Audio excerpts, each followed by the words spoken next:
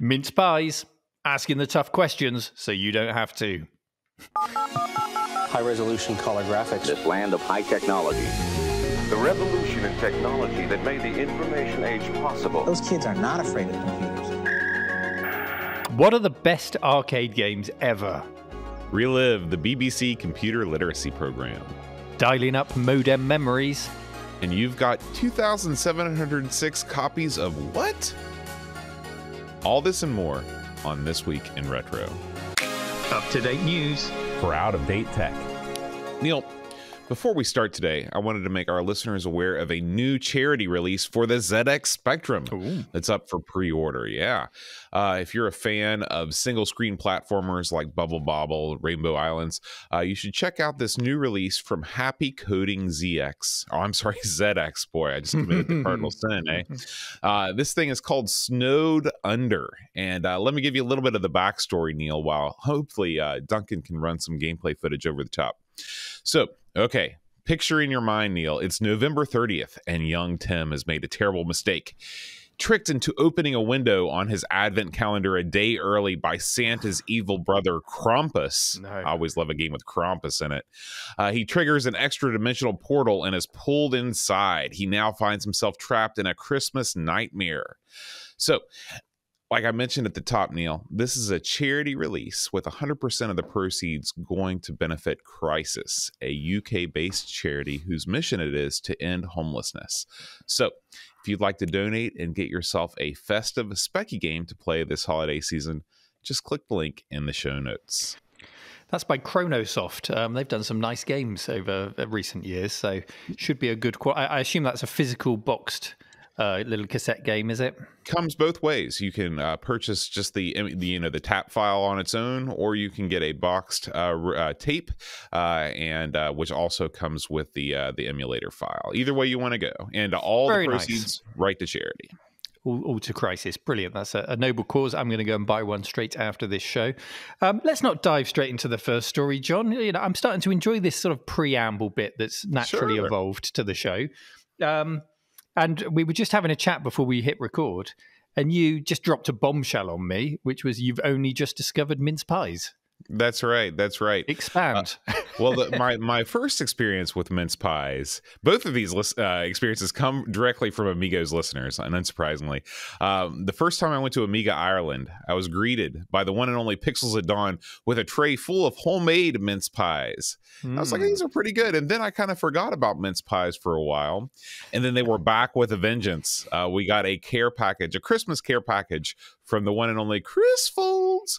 Chris Folds sent me and Aaron another tray full of mince pies. And boy, this is kind of a thing in the UK, right? People enjoy their mince pies around holiday time. It's the snack of Christmas. Absolutely. Yeah. So I had no idea that it wasn't a thing over there. I mean, I'd never even stopped to think about it. Oh, mince pies and a thing in America. Why would I ever stop to think about that? Clearly, they're not. It's funny because we tend to think about mince pies and mince meat, and then we think, well, what is inside these mince pies? Is it some sort of, meat, and is it good when it's been shipped to us from the UK? So there were lots of questions swirling around, but apparently mince meat these days has nothing to do with meat at all. It's just some chopped up different kinds of fruits, right? Fruits and booze and goodness. Yeah. I love it. What's the official snack of Christmas then, or unofficial snack of Christmas? I guess, is it like I would say, something? Yeah, eggnog, fruitcake. Do you have fruitcake over there? Oh yeah, fruitcake. Mm-hmm. Now, do you take your fruitcake with a slice of cheddar cheese? No. That sounds horrible.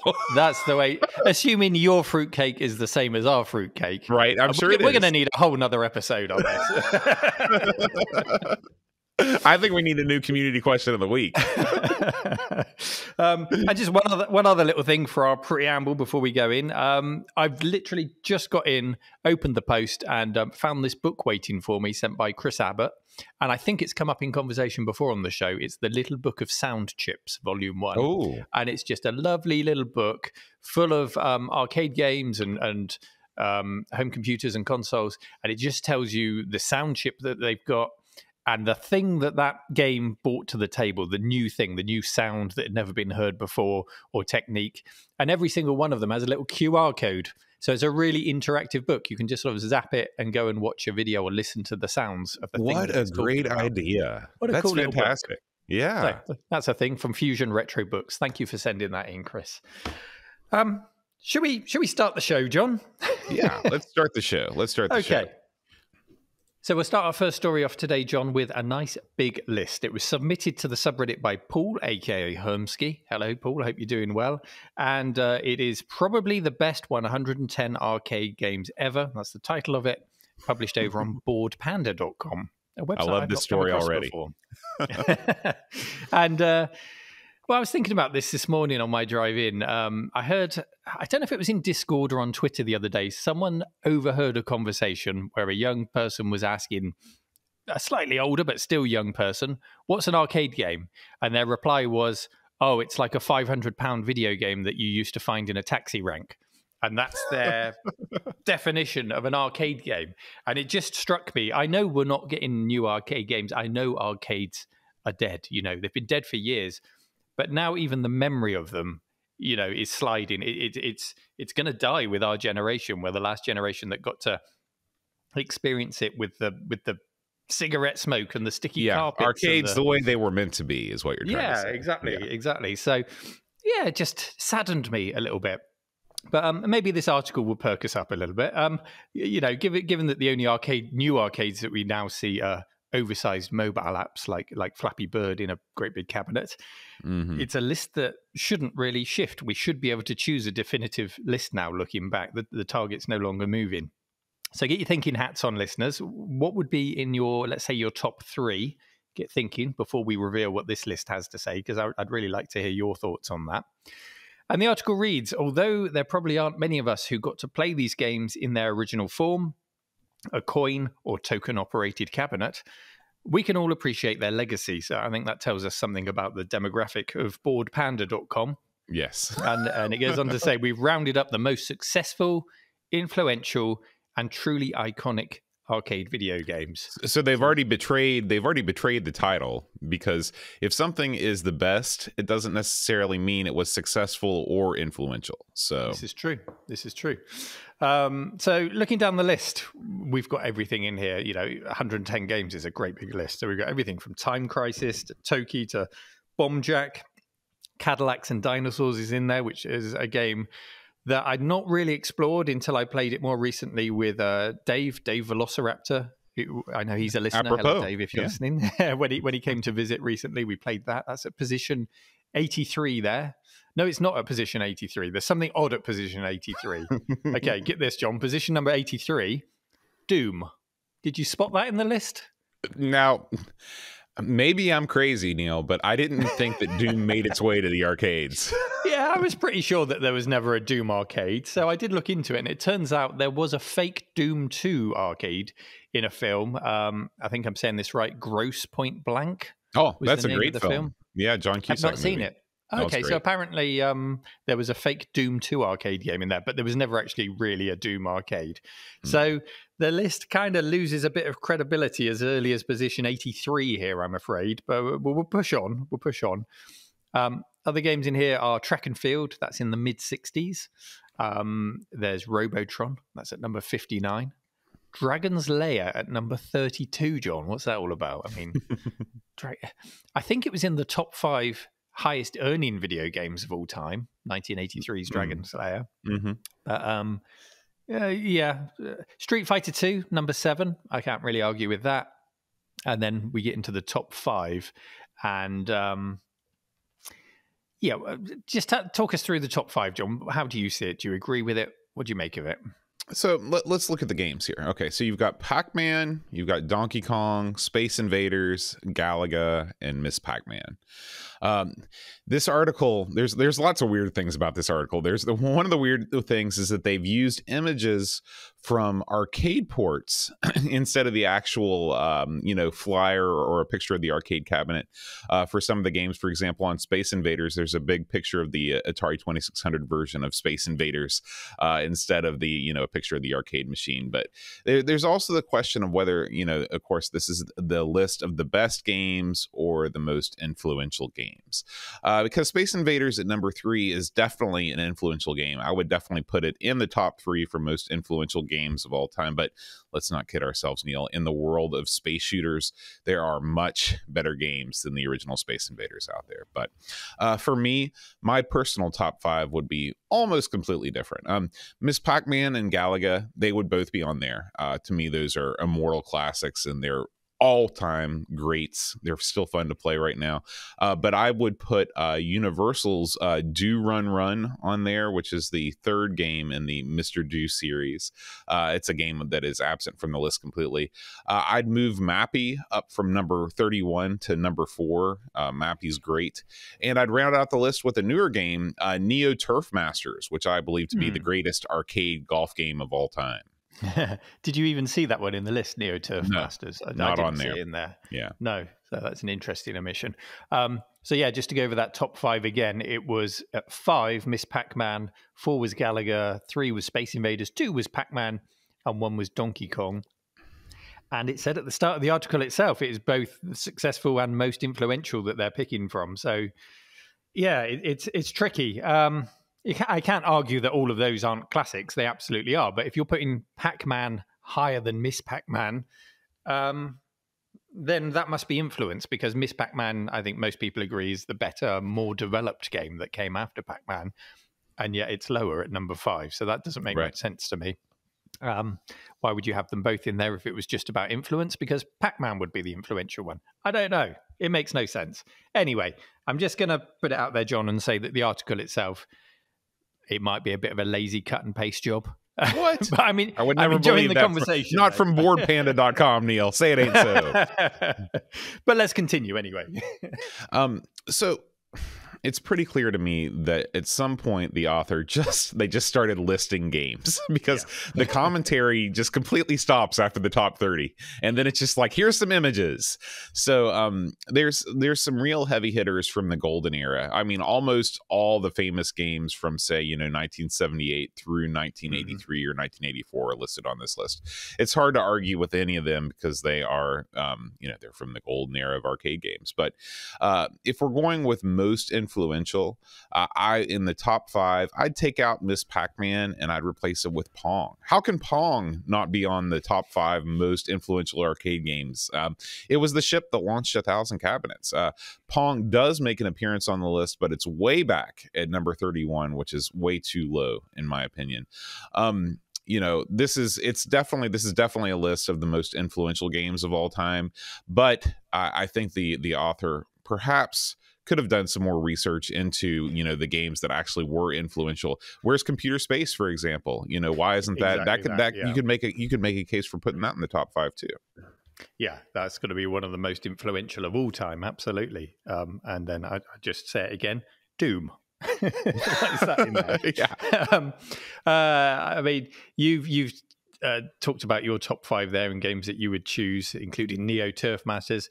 For me, I think I just decided to pull the games that are most played on my MAME setup. Oh, so that's a great way to look There's at no it. historical justification for these other than that I love playing them. So don't beat me over the head with these choices. It's just the ones that I reach for first and most often. So in no particular order, I would definitely have Outrun in there. Outrun made driving games cool, but it's also got great replay value, which is great for playing at home. So not just because you can take multiple routes, but because you can, as a normal human being with normal reaction times, you can complete it on a single credit. It's not a heroic effort to make that happen. You've got to practice, especially if you're doing it on anything other than the easy dip switch setting, but you can do it. And then you can go back and try and beat your time or try a different route. So it's a really nice replayable game, I think. Robotron, I always talk about Robotron. I love it. It's the most intense arcade that you can experience, I think. So that's got to be in there.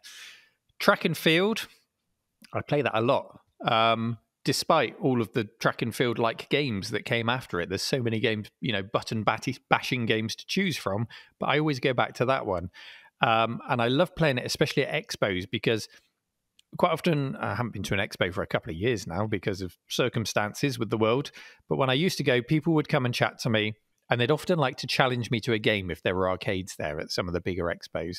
And track and field was the one I always like to take them on at. You don't need to explain it. Everyone understands athletics. Everyone can bash buttons. They normally beat me at the 100 meters, which is the first event. And then I can claw it back over the rest of the event. So I really like that,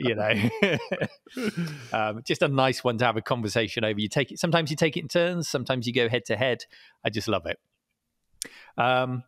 There's a slightly lesser known game on my most played list, which is called The Outfoxies, which I might have mentioned on the show before. This is a Namco game, and it's the origins of Smash Bros. It's a 2D one-on-one fighter with loads of scaling going on, where, the further apart you get, the more it scales out, and then it zooms in as you get closer together, because very Smash Brothers like. Yeah, quite a big arena that you're fighting in, and you can pick up anything and beat each other over the head with it. So a really nice one-on-one fighter, good single player, but even better with a friend to play with. And then finally, one which I've been playing a lot lately, and I haven't really touched since I was a kid until it came up in conversation recently, because there's a new Amiga version of this, a new Amiga port being made, and that's Kung Fu Master.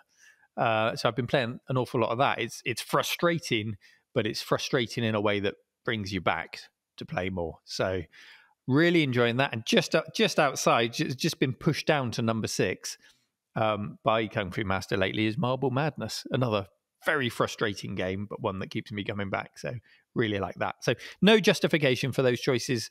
They're just my most played, and I would have liked to have seen all of those higher, those that were in the 110 list, higher up the list.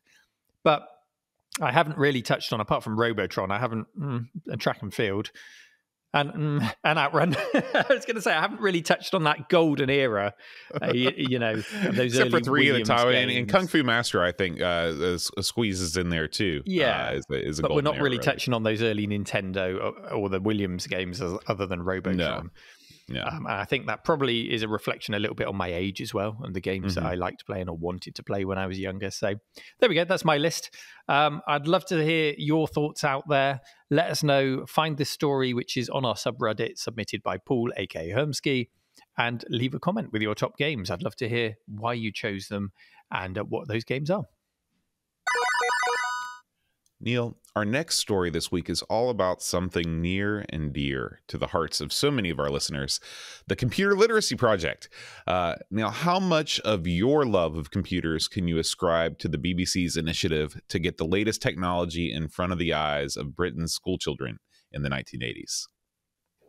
Well, I really badly timed eating that mince pie then. Sorry. But it's finished now. There'll be no more mince pie eating. We have to. Now you move on to the Gregs. Now the sausage rolls. I have to remember, it wasn't just the BBC; it was the government, and that's important to mention because it's quite refreshing to think about government perhaps thinking about the longer term, the impact of computers on society and preparing society for their long-term impact on the workforce, and not just the next election cycle to do something quick and popular to be re-elected. So I think they should be really applauded for that. And thinking about the BBC computer in particular, the BBC, which turned 40 last week, it didn't make me love computers in so much that I saw and had to have a BBC Micro. It didn't make me lust after that computer in particular. But what it did do was it made computers normal and intuitive to me, as intuitive as mobile phones and tablets are to kids today, because they were in every single classroom. We were surrounded by them. We were immersed in an environment where this computer was there and computers were normal. And that's how kids are today with tablets, you know. I just had my niece and nephew over at the weekend to see The Cave for the first time. They are 10 and 12, or 9 and 12, I think. And it was quite funny because we've got a lot of machines set up here with SD cards to make loading nice and quick and easy. But on the ZX 81 in particular, I've got a cassette deck so that people can actually sit and see what it was like and how long it took to load a game back in 1981. And Annabelle walked up to it and I said, okay, we're going to load a game from this. Here's the tape deck. What do I do, Uncle Neil? Okay, so first of all, you've got to press rewind to make sure the tape's rewound. And on this big tape deck, instead of pressing the button to rewind it, she kept trying to press the word REW, rewind, on the top because she thought it was a touch screen. She didn't know that there was this great big, spring-loaded tactile button to press. And that's perfectly acceptable. Why the hell would she know how to use a cassette deck? Yeah. But then why would we as kids know how to use a computer unless we were completely surrounded by them? A keyboard was a big scary thing with lots of numbers and letters on, but it wasn't to me because from as far back as I can remember, it was there. And that was the beauty of the BBC Micro. And, it was the normalization of tech. I think that's how I describe it. And that's what led to my longer term love of computers. So the BBC was a big part of it, but it wasn't about the BBC, John. Right. I've always thought it was such a unique time in history. I mean, on the one hand, you have the union-busting Maggie Thatcher trying to, rein in England's malaise of being known as the sick man of Europe for much of the 70s. And on the other hand, you have the government pouring a fortune into the technology industry in an attempt to achieve parity with Japan and the United States. So, you've got the British micros, the Speccy, the CPC. You've got the development of the ARM chip, which arguably the most important microprocessor of the last decade coming out of Acorn. Neil, do you think it would be fair to say that for at least a brief time in the early to mid 80s, Britain was the Silicon Valley of Europe? Interesting. And you mentioned America and Japan there, and part of coming up with the computer literacy project did involve government suits traveling to America and traveling to Japan before making decisions on how to go forward with this project. So they were certainly looking to those countries. Was England or Britain Silicon Valley? You had lots of MSXs coming out of Holland in the 80s. You had the French doing amazing things with the Minitel, and they had their Thomson range of computers, which you might compare to the Apple II or the BBC Micro. And there were lots of others. So I wouldn't want to say that Britain was the only country in Europe doing great things with computers. But aside from the hardware, the computer literacy project itself was certainly very, very forward-thinking and very well implemented as well. And no doubt the success of it encouraged a lot of the many 8-bit micros that came out of Britain to be produced. All of those, some successful, some not successful, obscure machines that we saw come out of Britain through the 80s. Mm-hmm. Well, if you were one of the thousands of school children whose life was impacted by the BBC's computer literacy project, I have some good news, which is brought to us by subreddit user Remington Noiseless. The entire archive spanning from 1979 to 1983 has been made available online through a site at bbcrewind.co.uk. It contains, among other things, hundreds of programs and thousands of clips from TV series, including Micro Live, as well as other classic computing programs.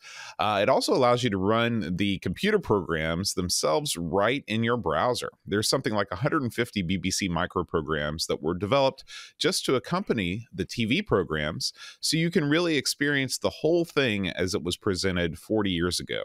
Neil, does that sound like a fun exercise in nostalgia for you? Oh, absolutely. And it's interesting that you mention it spans from 1979 because the BBC microcomputer that complemented it didn't come out until 40 years ago, December 1981. Mm-hmm. So the national conversation was already being had as far back as 1979 through these TV shows, before they got onto the part of, here's a computer that you might want to buy, and here are complementing shows to go with that computer. So it's very interesting, and I do love looking back at these shows. I definitely recommend it. I trawled through a lot of these programs when I covered the BBC Micro year and a half ago on the channel, and it was a real joy to go over highlights from them. I would highly recommend you hunt them down, and maybe Duncan will include some links to these clips. In BBC Micro Live, which you mentioned back in 1983, they were demonstrating a modem dialing into a bulletin board system, and this was aired live. It was BBC Micro Live. And as they did it, some hackers took over the screen and they posted this little poem. It wasn't rude or anything, you know, it was very gentlemanly. They posted this poem about hacking. It totally derailed the live demonstration. And I think it was the first ever live televised computer hack. Wow. I'm going to have to check that out. That's unbelievable. It's a lot of fun to watch. And then there's another 1985 episode where we get to see them try out the Amiga 1000 for the very first time. And we all know the Amiga 1000's brilliant, and it was an amazing computer ahead of its time, but they have to sit and explain what a GUI is, what Windows are. In fact, they probably called it a WIMP back then, not a GUI, what the mouse was, because these things were still so unfamiliar to many. They had to be explained as part of the demonstration. So it just sort of takes you back to what the expectations of a computer were back then. And it gets you excited about a future that's already here, watching these. That's a great way to put it. Yeah, I really. I think that is one of the main attractions for me for going back and watching programs like this. Is it does it whenever you see people present things like the Amiga for the first time, it makes you remember how revolutionary it was, and then you turn around and I've got one of these right behind me. I'm going to fire it up and use it. So it's very cool. To me, this is a glimpse inside something that I don't think has ever been attempted before or since, frankly. A serious nationwide effort from a government to bring an entire country up to date with technology. The only thing I can remotely compare it to is something like Stalinist Russia, where in the span of a generation they went from the plow to outer space. But of course, there were some negatives. There was the totalitarian regime. There was the whole mass starvation thing. So probably not the best comparison to the computer literacy project. Yeah. I wouldn't like to compare the highlight of my childhood with communism, but it was certainly a great example of a country simply doing the right thing by its citizens. And it wasn't the first example either. A couple of decades before the computer literacy project, there was a straightforward literacy project, which was designed to help drag adults up to a much better reading and writing and literacy level. And you don't have to label that kind of scheme as socialism or compare it to communism. I know you did that jokingly, but a lot of people would look at that and go, well, that's socialist. You need to let the capitalist market work these things out for themselves. But when you look at it, you mentioned ARM earlier.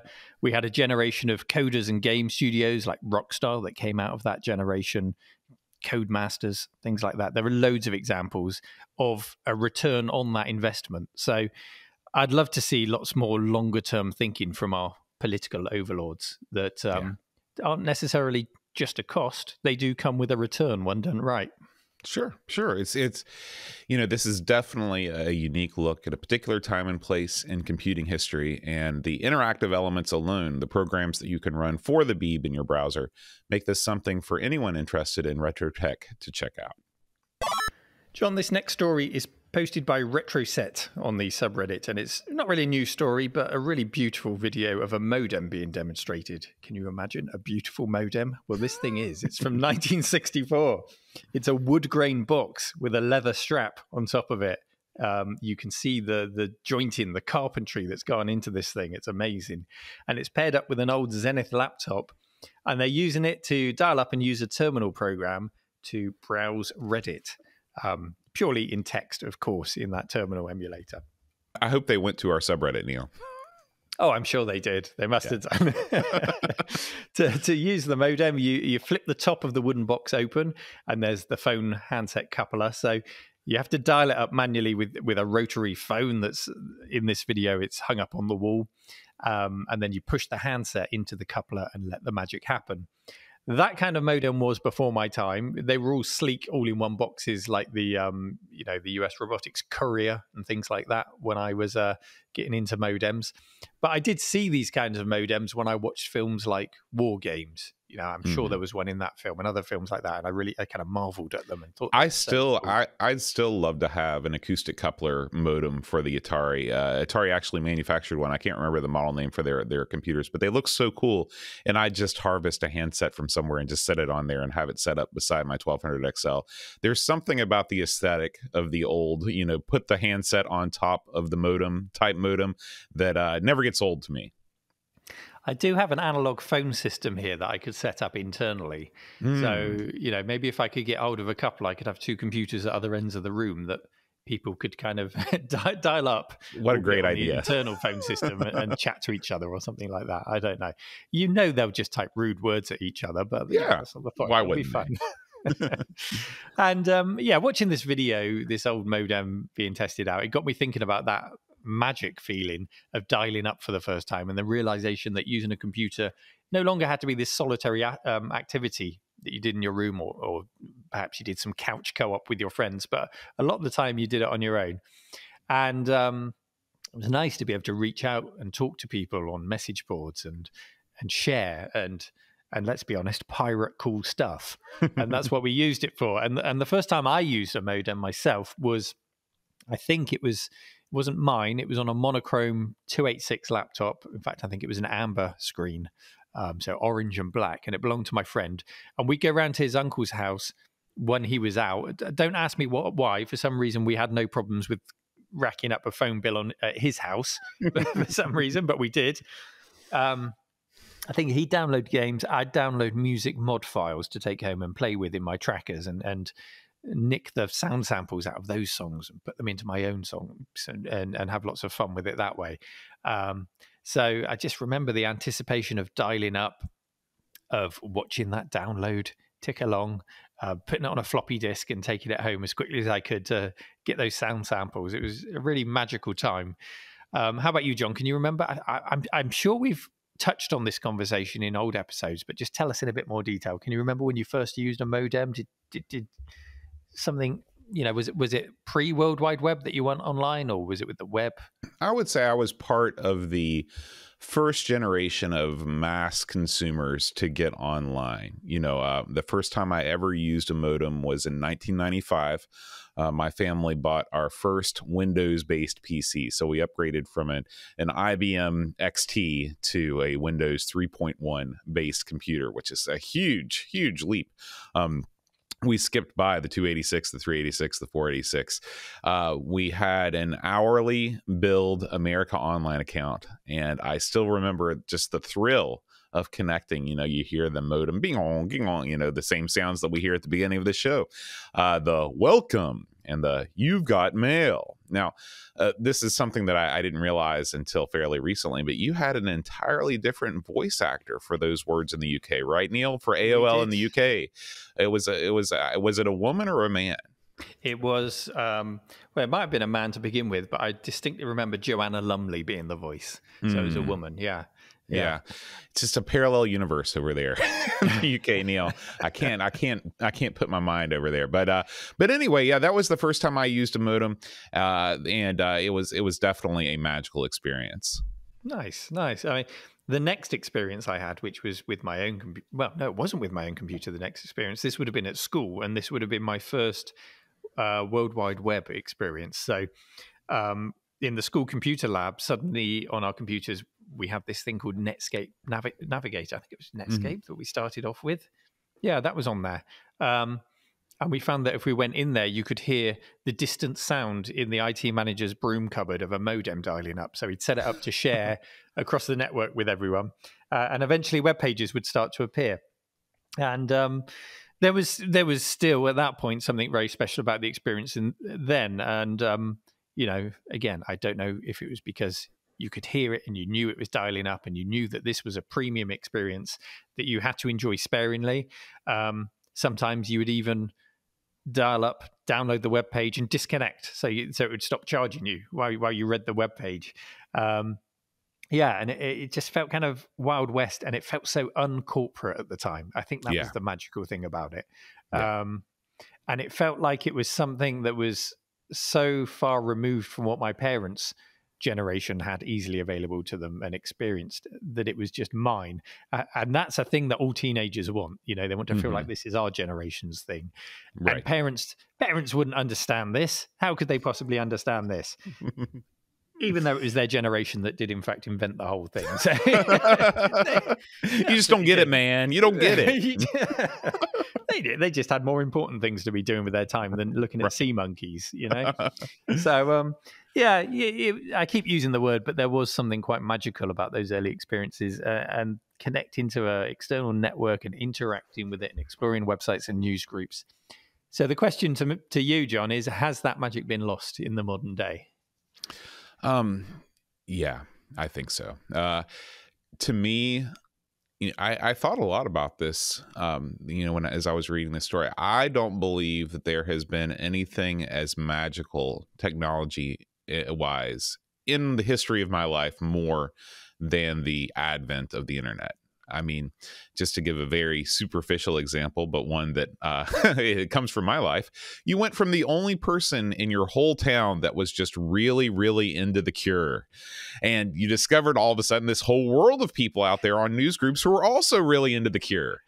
Just that sense of community, the being able to feel like you're part of something outside your immediate group of friends on whatever topic that you want to wax poetic about, being able to find information and discussion on any conceivable topic. Magic is it's definitely the right word for it. Now, of course, we take all of this stuff for granted. You can find anything you want with 2 or 3 clicks. So I would say that the magic has definitely been lost somewhat. Was the advent of the World Wide Web in particular, was that our moon landings? Was that our generation's moon landings, John? It was. I mean, so far we don't know what's to come, but up until this point, I can't think of anything that's been more influential on our lives than the advent of the World Wide Web. Sure. Thank you, Sir Tim. Yeah, no, I would agree. And then couple that with that next step towards the turn of the millennium, at least here, the always on, always connected broadband and right. then the increasing speeds. And but that's just iterative. That's just expanding on the thing that was already there. So yeah, I am inclined to agree. Yeah, it was that important. And the thing that gets me about the modern web now is that I open up a web browser and I automatically go to the same 2 or 3 websites: Reddit, Twitter, YouTube. Maybe I'll check in with the BBC for the news or the weather, but there's no motivation to go exploring for me as much anymore and see what cool new things people are using this tech for. I guess you could say something like Reddit has lots of subreddits, so it's effectively lots of websites. It's almost like your old AOL, it's this walled community, this walled garden full of other communities you can go and explore. It absolutely is like that, yeah. It just doesn't excite me as much, maybe I'm just old. I don't know. I don't know. But you just need to get really into crypto, Neil. Crypto is where the every other email I get at the moment is telling me I need to be into crypto. I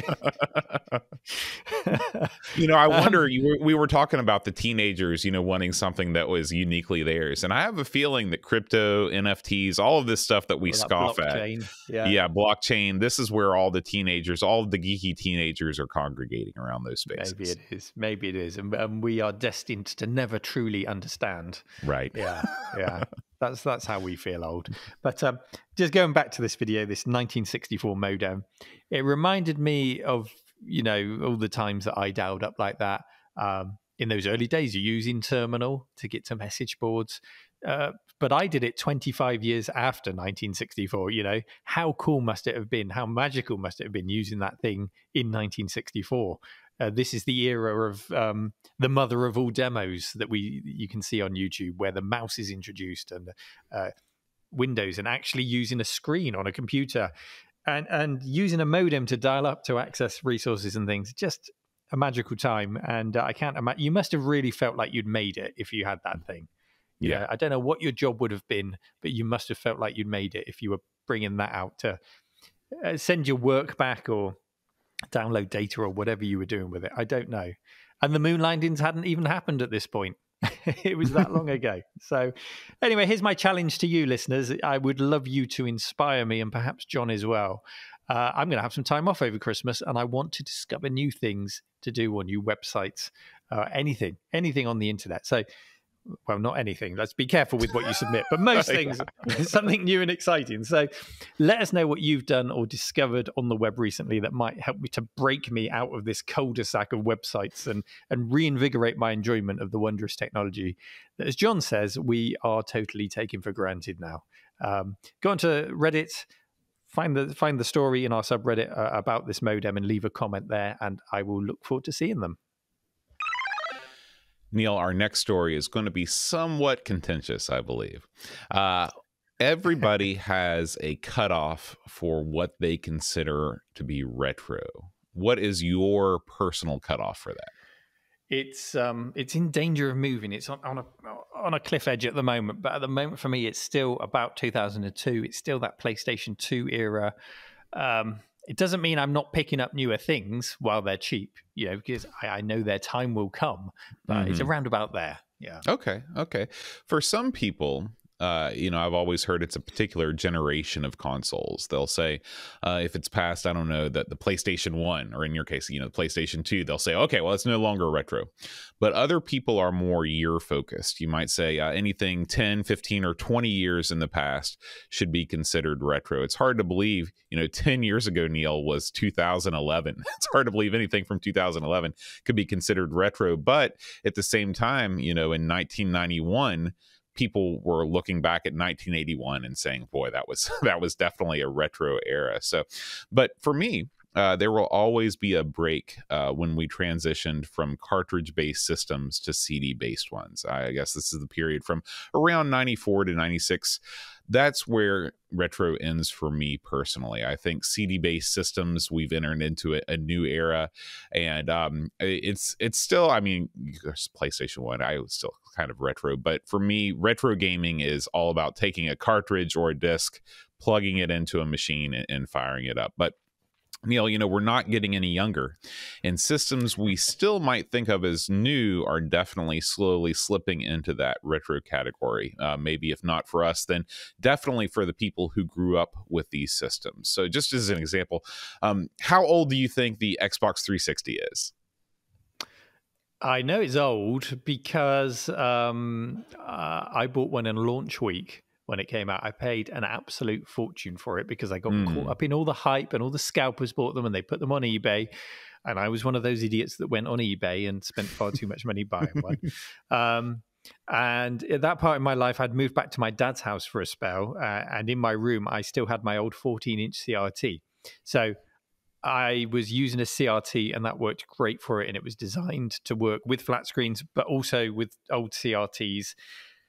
So given the fact that I could play it on a CRT, I think that it does fall into the retro category. And but what would I guess? It's PlayStation 2, 2002. So what was it? Yeah, when did the Xbox come out? That was about 2003. Xbox, I think, was 2002, between 2001 and 2003, somewhere in that. So the 360 must have been sort of 5 years later. Yeah, it's 16, right? Neil. 16 years old. Yeah. Old enough to drive in America. The same amount of time, get this, Neil. The same amount of time has passed between the launch of the 360 and now as the time between the launch of Space Invaders in the arcade and the launch of the PlayStation in Japan. Wow. It's just crazy to think about. And you think the progress made in gaming in that period, right? A whole nother avenue of conversation, maybe not for now, but has the same amount of progress been made between then and now? Yeah. So for those of you saying, well, what does the 360 have to do with a retro show? I think that it's fair to say that this next story does fall into the retro camp as much as we might not think at first blush. And I'm talking about the story that's been making its way to headlines of all the major news networks. All the heads of state are talking about it, Neil. It's all over the tabloids.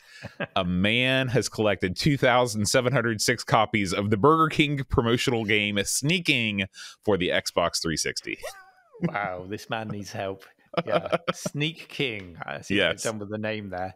And I mean, if he was truly into retro, maybe he would have collected, 2,000 copies of Mr. Wimpy on the ZX Spectrum if it's all about the burgers for him. Or Burger Time. Burger Time, there you go. Now, Sneak King has a pretty interesting history. It was originally supposed to be a downloadable Xbox Live Arcade game. You remember the Xbox Live Arcade, Neil? I do. I remember it well, yeah. Yeah, but because it was released so close to the launch of the 360, it was decided that it should be released on a disc so it could be backwards compatible with the original Xbox. It was priced at the princely sum of $3.99 if purchased with any combo meal at Burger King, making it one of the few truly budget titles released for any system in America. We didn't really have that scene like you had in the UK, the budget titles, £1.99, etc., that you guys were blessed with in the the UK, going all the way back to the ZX Spectrum. I read on Wikipedia that the game ended up selling something like 2.6 million units. An insanely large amount of games were sold. That means there were about as many copies of Sneak King around as there are Amstrad CPCs. A sobering statistic, Neil. That brings us to the obvious question: why? Why would anyone collect so many copies of the same game? What do you think?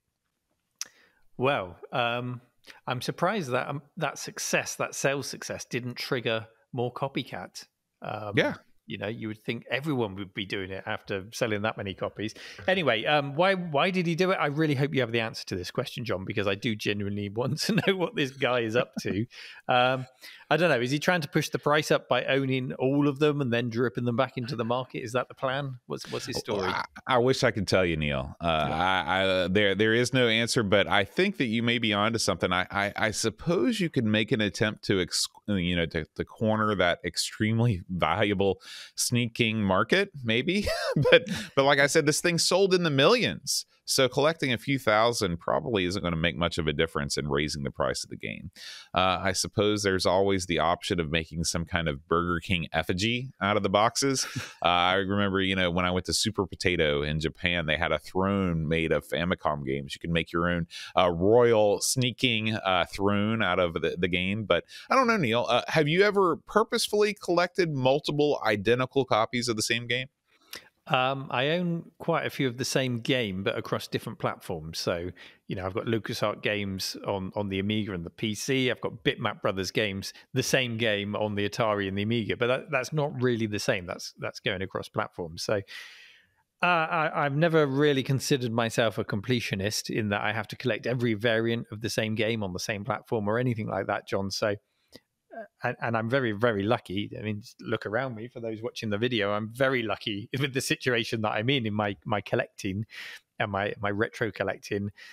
So I kind of feel guilty if I find myself with multiple copies of the same thing, because there are other people who might want to enjoy that thing. So I get no pleasure whatsoever from hoarding the same copy of the same game for the same platform. Not at all. If I get the same thing, I'll probably check which copy's better, keep the nicer copy for myself and sell on the other copy or give it away to someone who might want it. So, yeah. But then is this guy really depriving that many people? Are there lots of people out there that are absolutely desperate with eBay searches set up to alert them at 3 a.m? Oh my God, there's a copy of Sneak King that's come up for sale. I've got to buy it. Are there people like that, John? Well, it takes all kinds to make the world go round, Neil. I'm sure that there are people out there that are big fans of Sneak King, but I don't know how long it's going to take him to move these copies, if that is his grand plan. I do have a quick story, though, to tell you about the one and only time that I've acquired multiple copies of the same game. Back in the late 90s, this is 98, I think, when Electronics Boutique, which is the store that became EB Games, which became GameStop, when they were cleaning out all of their used 8-bit stock, I bought 11 copies of Super Mario Brothers. Get this, Neil, for 9 cents each. Oh, wow. I'm not kidding. New sealed? No. Oh gosh, no. Geez, I'd be a millionaire. Think about that. Think about that auction we talked about. These were loose copies of Super Mario Brothers that were just in a bin.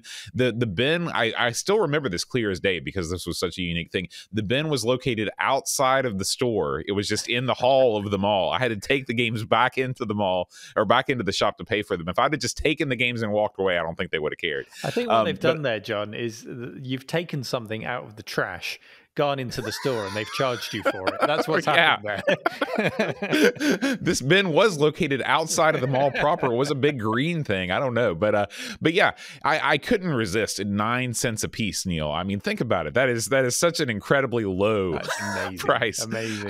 I wish I'd kept at least one with the price tag on it, but they were part of, the big sell-off that I had of my gaming collection when I moved to South Korea to teach over there. So I do have a picture of all of the copies, though. I kept them for a long time in a Nintendo cartridge case. So maybe Duncan can put a picture up for that of that for us. But would I do it again? Yes. If I see anything, any non-sports video game title up for sale for under a dime, I'm going to pick it up every time.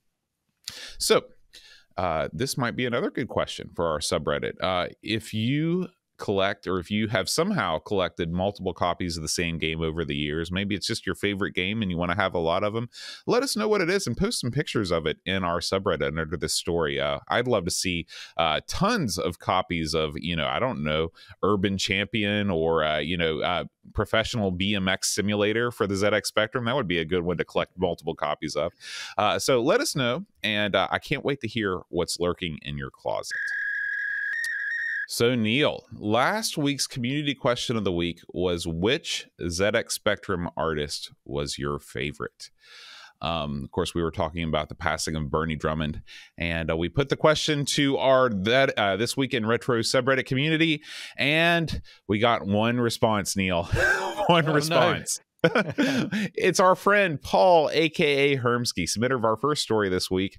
He says, I would say Oliver Frey. Although he wasn't directly involved with Specky graphics, he's well known for his artwork for many iconic Crash magazine covers, and that's something that we didn't really touch on when we talked about Spectrum artists. But those the artists that were responsible for the ancillary artwork, the box art, the magazine covers, those guys were as much a part of the scene as the programmers and the artists within the games themselves, wouldn't you say?